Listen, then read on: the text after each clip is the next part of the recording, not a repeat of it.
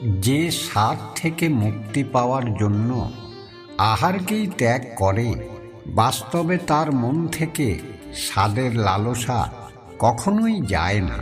তার দু প্রকারের হানি হয়। প্রথমত, সে দুর্বল হয়ে পড়ে, যার কারণে পরমাত্মাকে প্রাপ্ত করার জন্য যে প্রচেষ্টা অনিবার্য তা সে করতে সক্ষম হয় না।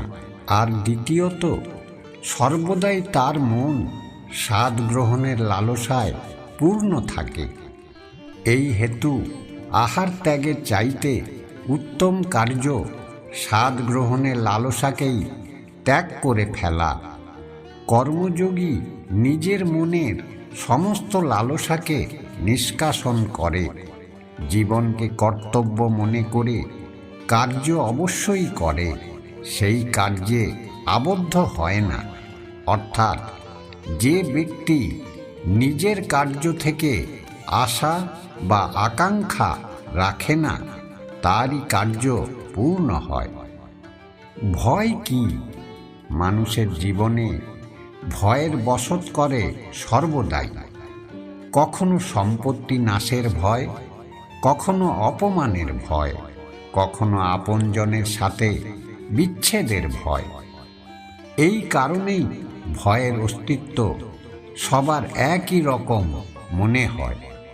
কখনো কি বিবেচনা করেছেন যে কোন পরিস্থিতি বা বস্তু ভয়ের জন্ম দেয়? তার থেকে বাস্তবে দুঃখ তৈরি হয় না, এমন কোনো নিয়ম নেই।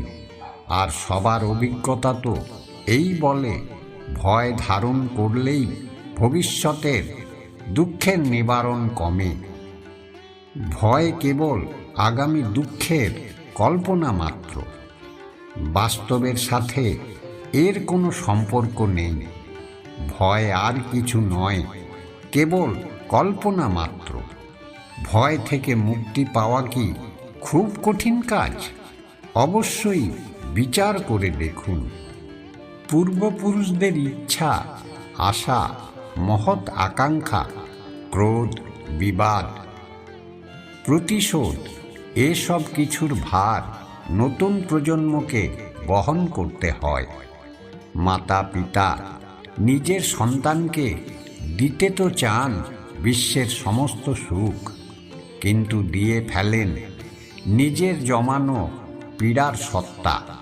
দিতে চান অমৃত, কিন্তু সাথে সাথে বিষের ঘড়াও পূর্ণ করে দিয়ে যান। আপনি বিচার করুন, আপনি আপনার সন্তানকে কি দিয়েছেন জীবনে? অবশ্যই প্রেম, জ্ঞান, সম্পত্তি এসব দিয়ে থাকবেন, কিন্তু তার সাথে সাথে ওদের মনে বিষ দেননি তো? পূর্ব শর্ত দিয়ে ভালো মন্দের পূর্ব পরিকল্পিত ব্যাখ্যা দেননি তো?